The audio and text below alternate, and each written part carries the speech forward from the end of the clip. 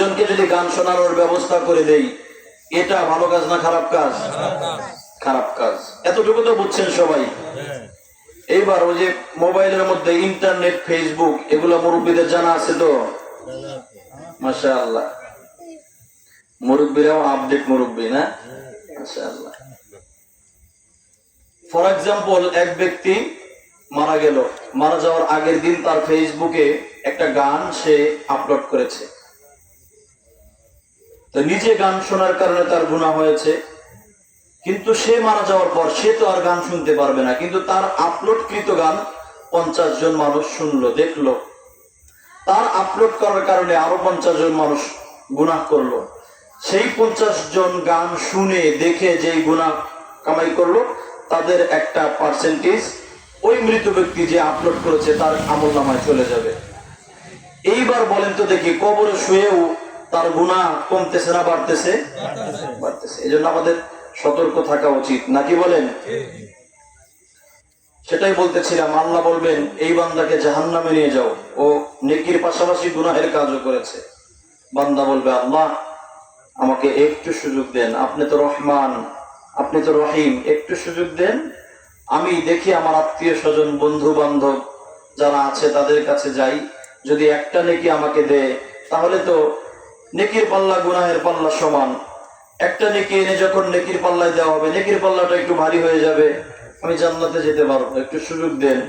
আপনাদের কি মনে হয়, এই লোক কি সুযোগ পাওয়ার পরে কারো কাছে নেকি পাবে? নেকির প্রয়োজন কয়টা? একটা নেকির প্রয়োজন। আল্লাহ বলবে, যা বান্দা, তোকে সুযোগ দিলাম, দেখি তুই নেকি পাস কিনা। বান্দা চলে যাবে তার বন্ধুদের কাছে।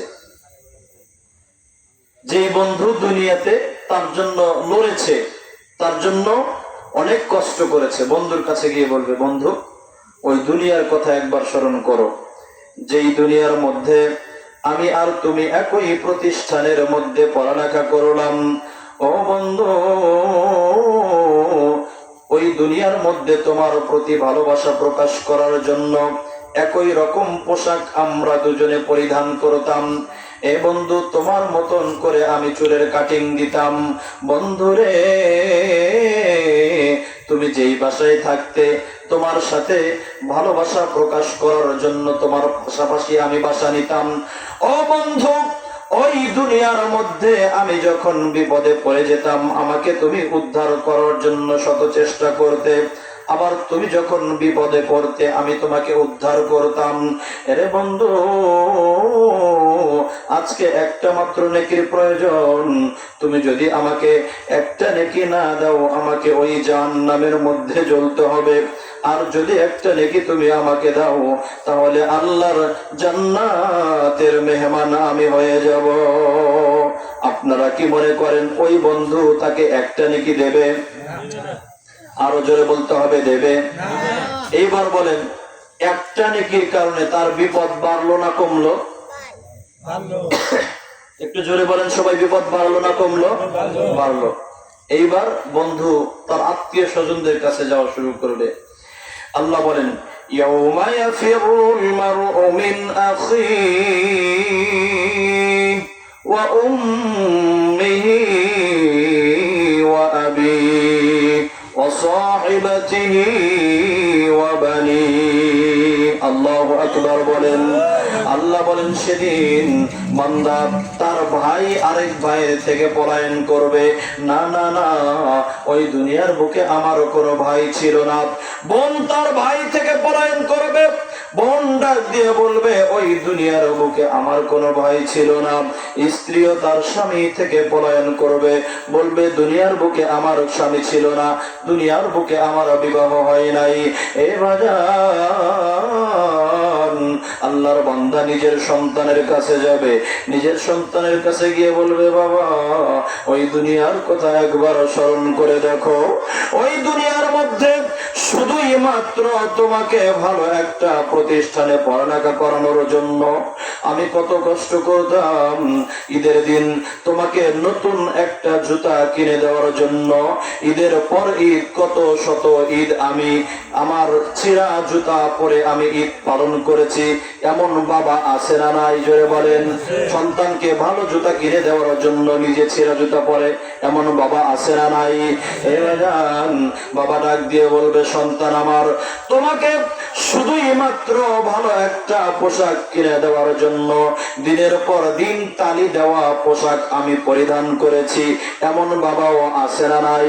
ও বাবা, তোমাকে ভালো প্রতিষ্ঠানে পড়ালেখা করানোর জন্য, তোমার ফর্ম ফিল আপ করানোর জন্য দিনের পর দিন আমি রিক্সা চালিয়েছি, ভ্যান চালিয়েছি। এমন বাবাও আমার দেশে আছে না নাই? বলেন। এইভাবে যখন সন্তানকে ডাক দিয়ে বলবে বাবা, তোমার পেছনে আমার জীবন যৌবন খরচ করেছি। ও বাবা, আজকে একটা মাত্র নেকির প্রয়োজন, তোমার বাবাকে কি একটা নেকি দেওয়া যায় না? নিজের সন্তানও তখনও বলবে, ওই দুনিয়াতে আমি আমার বাবার সাক্ষাৎ পাই নাই। আমি যখন আমার মায়ের গর্ভের মধ্যে ছিলাম তখনই আমার বাবা ইন্তেকাল করেছেন। আপনাকে আমি চিনি না, এখান থেকে চলে যান। আমার বন্ধুগণ, এতক্ষণের কথাগুলো যদি বুঝে থাকেন বলুন তো দেখি, এই লোকটার নেকির প্রয়োজন ছিল কয়টা? আরো জোরে বলতে হবে, কয়টা নেকির প্রয়োজন? একটা নেকি এখন পর্যন্ত তার ছেলের কাছেও পায় নাই। বিপদ আস্তে আস্তে কমতেছে না বাড়তেছে? নেকির প্রয়োজন কয়টা? একটা মাত্র নেকির প্রয়োজন। নিজের বন্ধু বান্ধব আত্মীয় স্বজন কেউ পরিচয় দেয় নাই, এমনকি নিজের ছেলে মেয়েরাও তো পরিচয় দিল না। একটা পর্যায়ে নিজের স্ত্রীর কাছে যাবে, নিজের স্ত্রীও পরিচয় দেবে না। এবার আল্লাহর বান্দা নিজের বাবার কাছে চলে যাবে, নিজের বাবাও পরিচয় দেবে না। এক পর্যায়ে চিন্তা ভাবনা করে দেখবে, পৃথিবীতে আমার যত আত্মীয় স্বজন ছিল সবগুলোর কাছে আমার যাওয়া হয়ে গেল, কেউ যখন আমাকে পরিচয় দেয় না, এই পর্যায়ে শুধুই মাত্র একমাত্র আমার মা বাকি আছে। আমার মা অবশ্যই অবশ্যই আমাকে নেকি দেবে, এই আশা নিয়ে মায়ের কাছে যাবে বান্দা। মাকে খুঁজতে খুঁজতে যখন এক পর্যায়ে পেয়ে যাবে, আল্লাহ বলেন, ওয়া উম্মিহি ওয়া আবি। বান্দা, তুমি তোমার মায়ের কাছে গেলেও কাজ হবে না, তোমার মা বাবা কেউ তোমাকে পরিচয় দেবে না, পলায়ন করে যাবে। নিজের মাকে ডাক দিয়ে বলবে, মা গো, আমার একটা মাত্র নেকির প্রয়োজন। আমার বন্ধুগণ একটু মনোযোগ সহকারে সবাই শুনবেন। নিজের মাকে বান্দা বলবে, মা, ওই পৃথিবীর কথা একবার স্মরণ করে দেখো, পৃথিবীর মধ্যে সবাই আমাকে স্বার্থের জন্য ভালোবাসতো, তুমি আমাকে নিঃস্বার্থ ভাবে ভালোবেসেছো গো মা। ও মা, আমি তোমার গর্ভে আসার আগেই তুমি আমার জন্য আল্লাহর কাছে কান্না করেছো। মায়েরা আল্লাহর কাছে সন্তান গর্ভে আসায় কান্না করেন কি করেন না? ও মা, আমি তোমার গর্ভে আসার আগেই তুমি আমার জন্য আল্লাহর কাছে কান্না করেছো। ও মা, আমি যখন তোমার গর্ভের মধ্যে চলে আসতাম, এমন সময় তুমি যখন রাতে খাটের উপরে ঘুমাতে গেলে, ও মা, তোমার সহজে চোখের মধ্যে ঘুম আসে না। এক পর্যায়ে যখন মাত্রই তোমার চোখের মধ্যে ঘুম চলে আসলো, আমি তোমার পেটের মধ্যে সজোরে লাথি মেরে দিলাম। ও মা, তোমার কাঁচা ঘুম ভেঙে গেল। হঠাৎ করে তুমি ভয় পেয়ে গেলে, খাটের পা ধরে ধরে সারা রাত তুমি কান্না করলে মাগো। আর রাতের পর রাত তোমার এভাবেই কেটে যেত, তুমি ঘুমাতে পারতে না ঠিক মতো। ও মা, আবার যখন সকাল দুপুর রাতে খাবারের প্লেট সামনে নিয়ে তুমি খাবার খাওয়ার যখন প্রস্তুতি গ্রহণ করলে, একটা মাত্র লোকমা তুমি তোমার মুখের মধ্যে দিলে, যখন মাত্র ওই খাবারগুলো তোমার গলার মধ্যে চলে গেল, এমন সময় তোমার পেটের মধ্যে আবার লাথি মেরে দিলাম। এমন সময় তোমার খাবারগুলো আর পেটের মধ্যে যায় না, আবার মুখ থেকে বাহিরও করতে পারো না মাগো। তুমি খাবারের প্লেট সামনে নিয়ে কান্না করতে থাকলে। ও মা, আমার জন্য এভাবে একদিন নয়, 2 দিন নয়, 10 মাস 10 দিন পর্যন্ত তুমি কষ্ট করেছো মা। ও মা, একটা পর্যায়ে যখন আমার এই পৃথিবীতে আসার সময় হয়ে গেল, তুমি আমার বাবার হাত ধরে তুমি ক্ষমা চেয়ে নিলে। ও মা, একটা পর্যায়ে প্রতিবেশী সবাই যখন বলল হসপিটালে নিতে হবে, সিজার করতে হবে, সিজারের পরিবেশ হয় কি হয় না? আরো জোরে বলতে হবে, হয় কি হয় না? ও মা, একটা পর্যায়ে ডাক্তার যখন আমার বাবার কানের কাছে এসে বলল রোগীর অবস্থা খুব একটা ভালো না, যদি রোগীকে বাঁচানো যায় তাহলে অনাগত সন্তানকে আর বাঁচানো যাবে না, আর যদি সন্তানকে বাঁচানো হয় রোগীকে মনে হয় বাঁচানো আর সম্ভব হবে না, এমন পরিস্থিতিও হয় কি হয় না?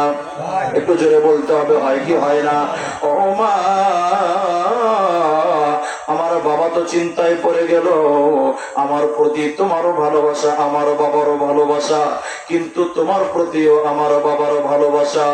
একটা পর্যায়ে যখন তুমি এমন কথা শুনতে পারলে যে রোগীকে বাঁচানো গেলে তার সন্তানকে বাঁচানো যাবে না, আর সন্তানকে বাঁচানো গেলে তার মাকে বাঁচানো যাবে না, ও মা, এমন সংবাদ তুমি শোনার সাথে সাথে আমার বাবার হাতটা তুমি চেপে ধরলে, আমার বাবার হাত ধরে তুমি বললে স্বামী, আমার ও স্বামী, আমার এই জীবন আর রাখার দরকার নাই, দুনিয়ার আলো বাতাস সব কিছুই আমি দেখলাম। ও স্বামী, আমি চাই আমার সন্তান এই দুনিয়ার আলো বাতাস দেখুক, আমার জীবনের বদলতে আমার সন্তান যেন বেঁচে থাকে সেই ব্যবস্থাই আপনারা করুন। মায়ের ভালোবাসা তো এমনই হয়, কথা বলেন ঠিক কিনা? সন্তান বলবে মা, সেই সময়ে আমার নিজের চাইতে ও মা তোমার জীবনের মূল্য তোমার কাছে কম ছিল, ও মা তোমার চাইতে আমাকে তুমি বেশি ভালোবেসেছো। ও মা, আল্লাহর অশেষ মেহেরবানিতে আমিও জীবিত রইলাম, তুমিও জীবিত থাকলে। একটা পর্যায়ে যখন আমি দুনিয়াতে ভূমিষ্ঠ হলাম, আমার চেহারা দেখার সাথে সাথে তুমি তোমার সমস্ত কষ্ট ভুলে গেলে।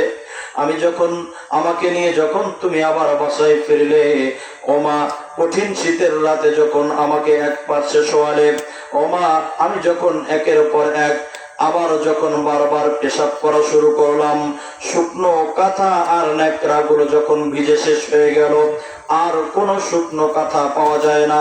পৌষ মাসের মধ্যে 5 দিন 7 দিন পর্যন্ত রোদ না ওঠার কারণে সবগুলো কাঁথা ভিজা। ও মা, এখন আর কোনো শুকনো কাঁথা অবশিষ্ট নাই।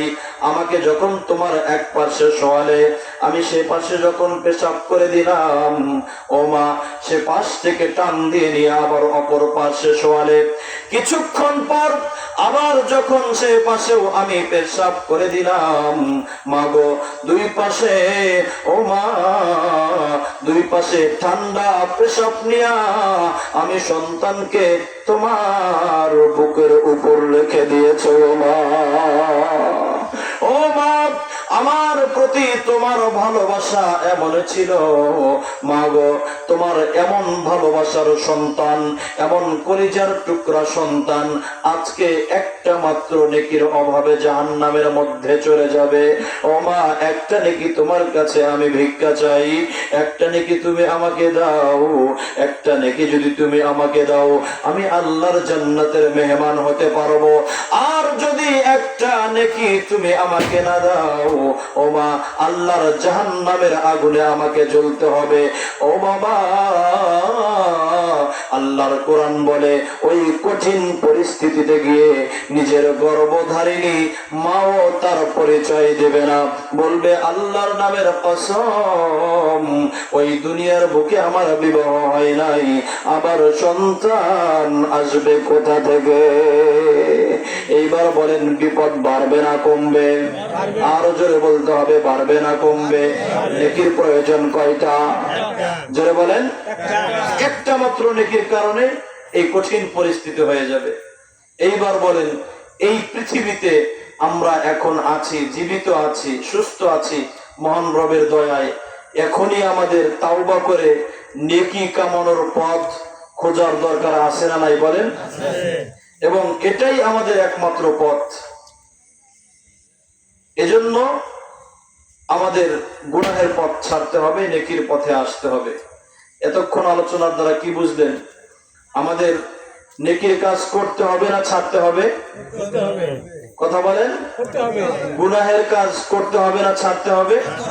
ছাড়তে হবে। কেন ছাড়তে হবে? কারণ দুই প্রকারের সাক্ষী আমরা শুনলাম, জমিন আর ফেরেশতাগণ। ফেরেশতাগণ শুধু সাক্ষী তাই না, তারা লিখে রাখবেন। আর শুধু লিখে রেখেই ক্ষান্ত না, সেটা কিতাব আকারে আল্লাহর কাছে জমা দিবেন, সেটার বিচার হবে। তো জমিন আর ফেরেশতা এরা তো আমাদের থেকে দূরে, নিজেদের অঙ্গ প্রত্যঙ্গ এগুলো তো আমাদের শরীরের সাথে লাগানো, নাকি বলেন? 3 নম্বর সাক্ষী যেটা, 3 নম্বরটা কি বলেছিলাম? অঙ্গ প্রত্যঙ্গ।